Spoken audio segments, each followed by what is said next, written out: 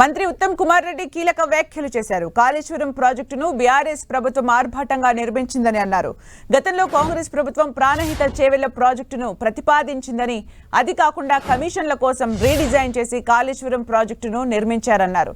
తుమ్మిడిహెట్టి దగ్గర ప్రాజెక్టు కట్టి ఉంటే ఏడాదికి కరెంటు ఖర్చు 1000 కోట్లు అయ్యేదని, ఇప్పుడు కాళేశ్వరం కరెంటు ఖర్చు ఏడాదికి 10,000 కోట్లు అవుతుందన్నారు.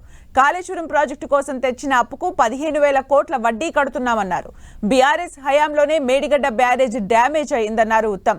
కేటీఆర్ అబద్ధాలు చెప్పడానికి కూడా హద్దుండాలని ఉత్తమ్ మండిపడ్డారు.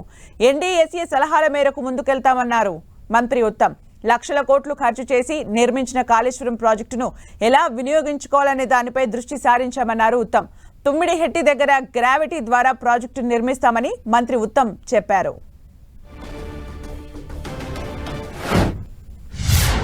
గత ప్రభుత్వంలో చాలా అట్టహాసంగా, ఆర్భటంగా, చాలా పెద్ద పెద్ద మాటలతో, ప్రచారంతో కాళేశ్వరం ప్రాజెక్టు నిర్మాణం చేయడం జరిగింది.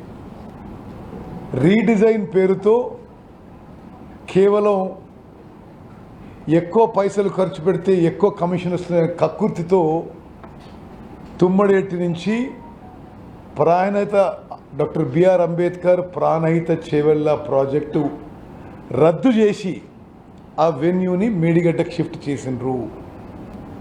ఇది కాళేశ్వరం కట్టింది కమిషన్ల కక్కుర్తి, మరొకటి కాదని.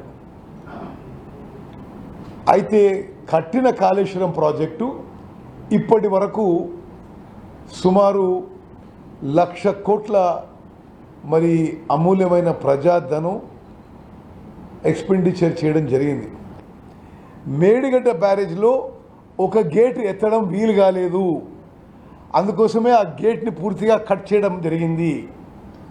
అదేవిధంగా ఎక్కడైతే క్రాక్స్ వచ్చాయో, ఎక్కడైతే డ్యామేజ్ జరిగిందో వాళ్ళు చెప్పిన విధంగా మేము రిపేర్ మెజర్స్ తీసుకోవడం జరిగింది. మేము తప్పనిసరిగా ముందుకు పోతాం. ఎన్డీఎస్ఏ అడ్వైస్ ప్రకారం మరి ఆ విషయాన్ని క్యాబినెట్లో కూడా చర్చించి ఈరోజు జరిగిన విషయం కూడా క్యాబినెట్లో ఉంచి మేము ముందుకు పోతామని చెప్పి మనవి చేస్తున్నాను.